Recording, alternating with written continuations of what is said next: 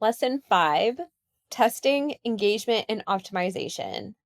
So you only have limited space, limited attention span from a customer, and sometimes you only get one shot to get it right. So this is where testing and optimizations really come in. So testing helps you understand what is actually driving engagement. So is it urgency? Is it emotion? Is it emojis? No emojis? Is it short and snappy content or descriptive content? Without testing, you're guessing. And this is something I really like to tell all my clients when I get these kind of questions of should we do X or Y? I can't tell you what is going to work best. We always have to test. The market will always tell you the answer.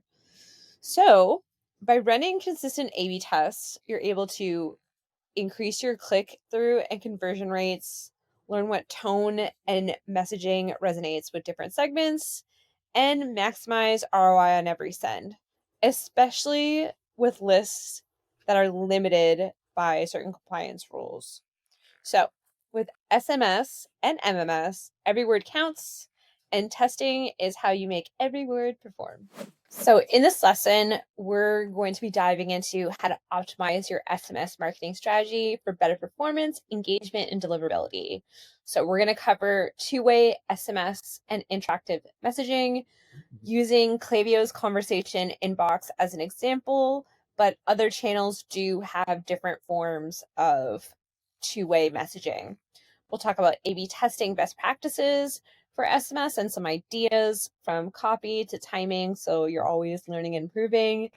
We'll look at some quick real-world examples for optimizations to help spark some creativity and to see kind of what this looks like in the real world, and how to run strategic performance reviews to spot trends and to act on what's working, segmentation strategies, and a little review because we did speak about this in earlier videos.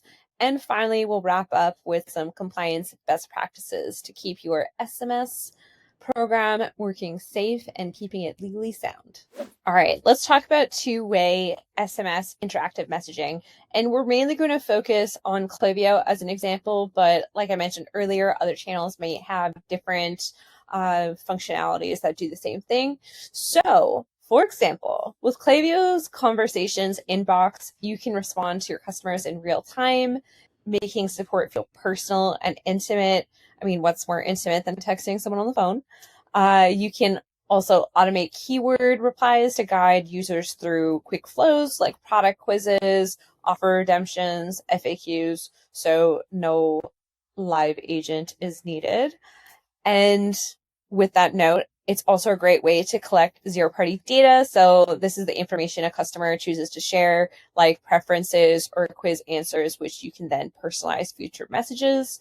So we kind of went over certain SMS flows that follow this strategy earlier on in the course. And then finally, most importantly, two-way communication makes SMS feel a lot more human. So when a human is involved, engagement typically goes up, and so does customer loyalty. A lot of customers really do appreciate a immediate and human response. And this goes a long, long way. So let's dive into Klaviyo messaging and what it looks like a little bit more. So yeah, basic two-way SMS with manual responses. You can receive replies to SMS messages. You can view the replies in Klaviyo in the SMS conversations inbox, and you or your team can manually respond from that inbox. So it's great for customer service, follow-ups, and relationship building. So for example, here I have one of my clients' inboxes and there was a sale sent, and then we have a sample, I need help finding my size. So if I were responding to this in Klaviyo as the customer service agent, I could then pop in a quick link to the size guide, and that eliminates one barrier to purchasing because when the customer finds their size, they're more likely to purchase. And because you had that immediate response, they are going to have purchasing being top of mind, and that conversion will have a higher likelihood of going through. And let's touch on keyword-based automations. So this is a bit more limited in interactivity, and there's a lot that you can do with this. So you can set up keywords to trigger automated flows. For example, if someone texts sale, they'll be added into a list in Klaviyo, and then that list can trigger a flow. So let's say you have an exclusive 30% discount and all the customer needs to do is text sale to the number, and then that discount is automatically delivered to their phone. So it's an immediate customer experience, and then they're going to take that discount code and hopefully shop and convert. So yeah, each keyword can trigger a single automated flow, but branching logic is somewhat limited, and you can use conditional splits in flows. So for example, if you send someone, if they text sale to the number, they get added to the list, that list then triggers a flow, and then they receive that discount code. Let's say you have a follow-up question in there for an additional 5% discount if they prefer pants or tops, and then you give them the 5% discount if they prefer pants, for example, and then you give them a link to the pants collection page. So it can be pretty interactive, and you could do some cool things. There is some limitations that differ from, let's say, a manual response, but we can't respond to everyone all the time. So here's a little preview of what this will look like. So for example, if someone is already in our ecosystem, or let's say we have a trigger word that gets them added to a list and then it triggers a flow, we could then ask them follow-up questions in those SMS. So for example, in this example, are you an iPhone user or a Samsung user? And that response will then update a profile property in the back end, and then we'll send them down the correct branch. So I don't think I can zoom in here, but we can kind of see it here. So message body contains screen protector. Yes. Then they were going to receive this SMS here, keep your screen flawless with the most amazing screen protectors. If it's a no, the conditional split will look for what else is in the body. So if the message contains cases, then yes, they're gonna get shop the best cases that Flowium has to offer. And then if not, let's say message contains accessories, then they're going to get an accessories SMS. So this is a really great way to make it look more interactive and somewhat give the feeling that you're speaking to a live agent while it's actually an automation. Just to hop on some limitations of what Klaviyo SMS can do and can't do. So no fully automated conversations like AI or chatbot like interactions. So Klaviyo doesn't support dynamic multi-step conversations that adapt in real time, like, for example, Attentive's two-way journeys. So this is another SMS platform with different capabilities. Like I was mentioning before, they all kind of have their pros and their cons. No intent recognition. So if a customer replies with anything outside the exact keyword, the system won't know how to respond unless you intervene manually. So with opt-out preferences, Klaviyo, as an example, has just rolled out an update where I believe that if you text something that resembles stop, it will unsubscribe. So there are some options there with intent recognition, but if you're doing something very technical, like the flow I just showed you with cases, accessories, if the word is typed with some typos, they're probably not going to go down the correct branch. And then finally, limited message memory. So Klaviyo doesn't track ongoing SMS context across multiple replies unless you have a custom store response via profile properties. So optimizations, the basics: A/B testing SMS opt-in forms, A/B testing SMS content, split testing email versus SMS and ensuring we're benchmarking our SMS performance. So, A/B testing SMS and email marketing campaigns together is important because it allows you to compare the performance of the two channels and determine which one is more effective for your specific audience and goals. Like we mentioned before, these are two separate platforms with two different formats in terms of copy and user behavior. So they will have differing responses, and it's up to you as an EMS in your strategy to determine which is the most effective route and strategy to accomplish your goals. So by testing both channels simultaneously, you can gain insights into how customers respond to different types of messages and adjust your strategies accordingly. For example, you may find that certain messages perform better in SMS than in email or vice versa. And this can help you optimize your marketing campaigns and improve your overall ROI. Additionally, testing both channels together can help you identify any inconsistencies or gaps in your messaging across channels and ensure that you are delivering a consistent and cohesive brand experience to your customers. Okay, strategic performance reviews. So the purpose of a strategic performance review is simple. We want to understand what's working, what's not, and where we can improve in your SMS strategy. So we're going to be looking at 4 key areas. So the first are engagement metrics. So that's your click rate, your reply rate, your unsubscribe rate, and how users are interacting with your messages. Next, we're going to evaluate our revenue metrics. So, just focusing on how much revenue each message is generating and what your overall ROI looks like because you are paying percent. And then taking a look at opt-in growth, compliance status, and how active your segments are. And then finally, assess performance for your key flows. The biggest takeaway when you're analyzing numbers is you want to take a top-down approach. So what you would generally look at first is you would look at your click rate. So we're going to go over benchmarks in a second, but if your click rate is below the benchmark, which is 10 to 20%, then you're going to start your optimizations there to increase your click rate. If your unsubscribe rate is higher than 1%, then you're going to be looking at your segmentation, for example. So taking these top-down approach, looking at your click rate, then your click rate and your unsubscribe rate, the 2 most important metrics, and then moving down, looking at your conversion rates and how to optimize that. So this is definitely the roadmap to optimization for strategic performance. And then, next steps. So when you're taking an audit of what's working, what's not, you want to double down on top performing campaigns or automations. You want to adjust your send times, messaging, or offer strategy for underperformance. And then potentially adjusting your segmentation to be more conservative. So let's say setting to 30 days engaged rather than 90 days engaged if you're seeing that click rate is a bit low or the unsubscribe rate is high.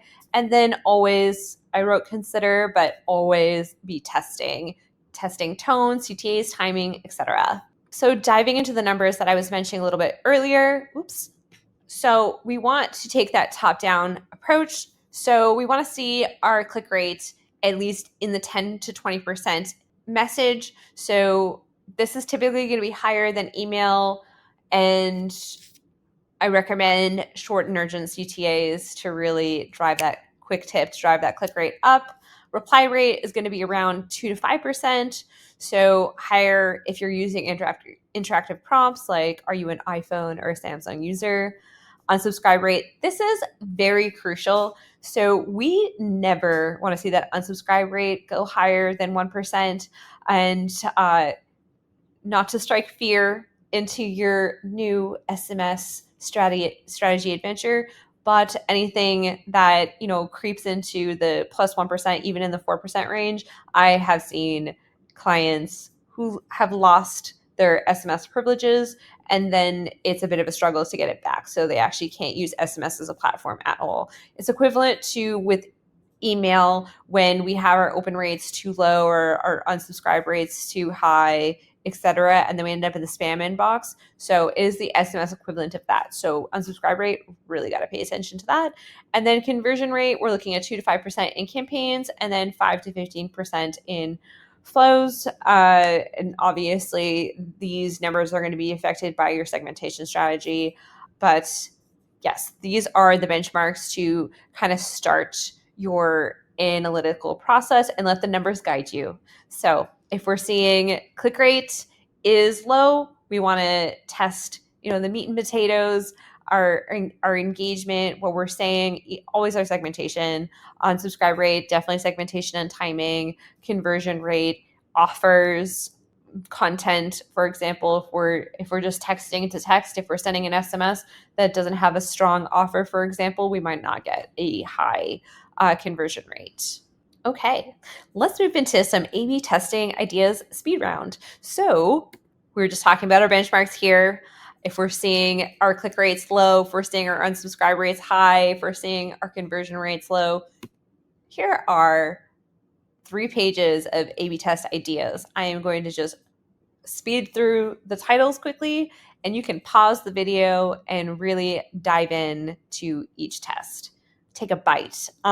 Okay, so A/B testing, message copy, formatting test, offer structures, send timing. With a little note here, we always want to send within outside quiet hours. So we don't want to be sending SMS to our profiles at 1 in the morning. No one appreciates a 1 in the morning text, but keeping that within compliant hours. CTA placement and style. So shop now, 15% off, for example. Visuals, if you're using MMS, so static product photos versus lifestyle image, GIF versus image, image versus no image, then you're not really doing an MMS at that point. Not really worth it, but segmentation-based testing, so VIPs versus your general list, so testing the tone, the offer, the strength. So for example, if you have high rollers where their AOV is 2 times the average, potentially you're going to send them a better offer. If you have lower spenders, we did speak about segmentation, so earlier, so budget shoppers, for example, budget shoppers versus VIPs, and then we're testing the offer. A lot of opportunity there. New subscribers versus longtime subscribers, but paying attention to engagement windows, because we don't want to be sending, someone who engaged in an SMS a year ago and then randomly out of the blue you're SMSing them again. That probably is not going to end well. And then potentially based on past category purchases versus skincare versus makeup buyers, for example. If you have passed a segment of those who've purchased a skin cream versus those who've purchased an eyeshadow, if you're doing an offer for a skin cream, you might want to target those who have purchased skin cream or browse skin cream. Oh, now I'm diving into it. I said I was just going to do a speed round here. Follow-up strategy. So reminder, no reminder, and then hook and first line. Last 3, tone of voice, value proposition, framing, and personalization. Here are some testing examples in the wild. So here we have urgency first. So get 15% off gift cards and treat yourself and your loved ones to a special gift. Versus urgency, don't miss out on this offer. Offer ends tonight. And our urgency actually won out. I'm trying to see, I think it was 33.34%, click rate lift at 9.43%, winning click rate was 35.34%. And if we go back to our benchmark, that is excellent. Personalization versus no personalization, this was not really a statistically significant result. Personalization was pretty minor, so first name versus no first name. And surprisingly enough, the no first name won. But it was not statistically significant. Pretty minor test. We have long form versus short form. So this was a bit more statistically significant. So winning click rate was 14.96%, and the long form actually won. So there's a lot of value in this campaign. So that definitely prompted, that was a teaser for a blog post, which also is outside of best practices, but this actually ended up performing okay. Okay, so improving deliverability and engagement, continuous improvement strategies. So if we're seeing, like I was mentioning before, if we're seeing engagement metrics low, so we're seeing our click rates lower than 10%, we're seeing high unsubscribe rates, we're seeing no conversion rate, segmentation is really a good place to start. So segment to send smarter. Why does it matter? Not every subscriber wants a message. So blasting the full list is a no-no. We kind of touched upon this in earlier lessons, but just a little review here. So for example, we're going to segment by our engagement. So our active engagers are 30 versus 90 days versus inactive. We want to avoid that. Our purchase behavior, so first time versus returning buyers. So our super fans might want to hear from us more. And even our first time buyers, especially if you're giving an offer, location or time zone. So really relevant messaging there, especially if you're operating a brick and mortar establishment as well as your e-com. And then product interest, past clicks or views. So similar to our skincare versus makeup example. And then I just put a little refresher here of our advanced segmentation ideas, which we spoke in depth earlier when we did another speed round. And yeah, reminder of our best practices for sends. SMS is different from email in that we want to be a lot more cautious and conservative with our sends, and we don't want to spray and pray. So best practices, sale announcements, holiday promotions, new product announcements, VIP early access, let's call before sale ends, reward SMS subscribers, so giving exclusive SMS deals, and then remembering that SMS are not duplicates of email campaigns. And then finally, like I mentioned earlier, run A/B tests, test regularly, copy, timing, CTA, all of that. Optimize based on click rate first, conversion rate, and unsubscribe rate, and resegment based on what's working. So if your 30 days engaged is getting 100% click rate, then you could probably increase that to 90 days engaged, which is similar to an email marketing strategy in that way.